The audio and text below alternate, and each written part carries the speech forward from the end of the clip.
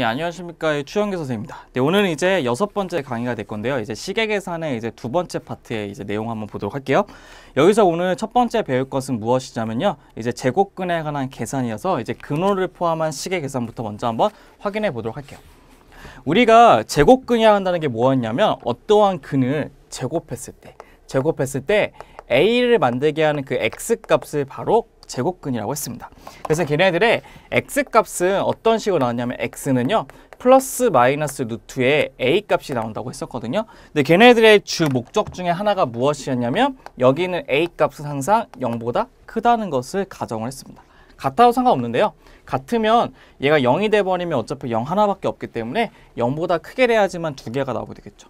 얘가 바로 우리가 이제 얘기하는 그 제곱근의 정의가 될 것인데, 그럼 이걸 가지고 우리가 이제 어떻게 계산을 할 건지 보고 싶은 게 오늘 시간의 목표가 될 것입니다. 한번 봐볼게요. 그래서 그럼 첫 번째 그 거듭 제곱근에 대한 곱셈과 나눗셈에 대해서 한번 확인해 볼 건데요. 볼게요. 첫 번째는 A도 0보다 커야 되고 B도 0보다 커야 돼요. 그랬을 때 루트 A하고 루트 B를 곱하게 되면 루트를 하나 묶은 다음에 AB가 된다는 것을 확인할 수가 있을 텐데요.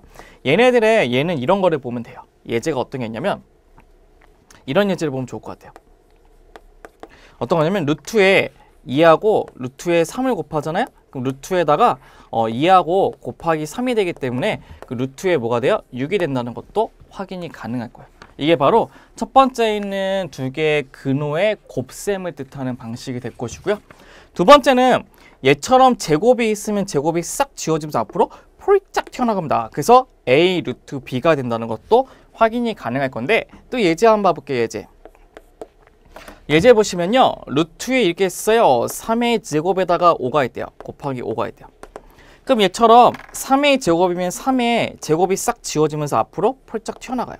그렇기 때문에 걔네들을 이제 쓰게 되면 이제 어떻게 쓸 거냐면 3 빠지고 루트에 5라고 써서 3루트 5라고 쓸 수 있다는 거가 되고요.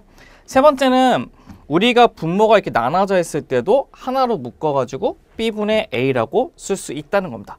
한번 예제 보시면 이렇게 돼요. 예제 보시면 얘네들은 루트 5분의 루트 3이죠. 걔 값은 루트에 뭐가 되냐면 5분의 3이 된다는 것도 확인이 가능하다는 거죠. 이게 바로 거기 있는 첫 번째 있는 그 제곱근에 관한 덧셈하고 곱셈이 된다는 거죠.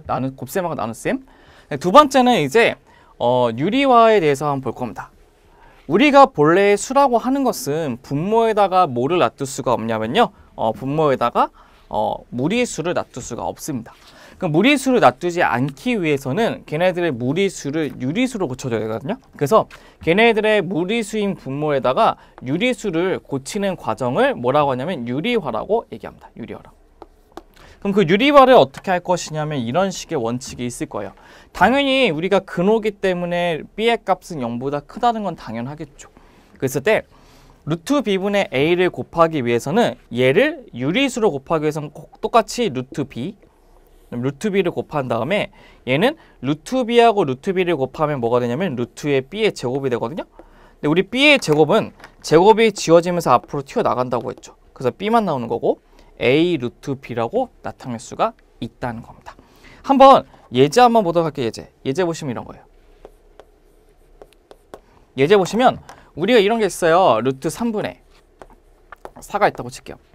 루트 3분의 4가 있다고 쳤을 때는 걔네 유리화를 시키기 위해서는 얘도 루트 3을 곱하고 얘 루트 3을 곱할 거예요.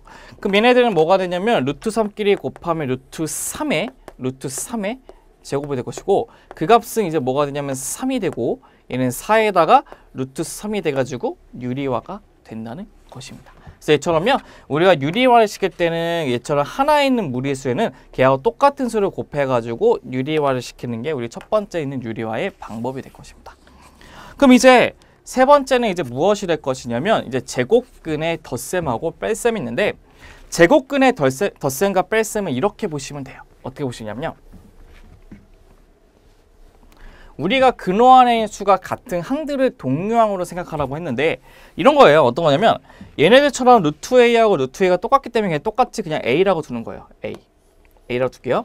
우리가 MA하고 플러스 NA를 더하게 되면 A를 묶어서 N 플러스 N에다가 이제 A라고 묶을 수 있잖아요. 그렇기 때문에 우리가 걔네들 동류항처럼 생각해서 얘들 N 플러스 N의 루트 A라고 묶어서 쓰자는 겁니다.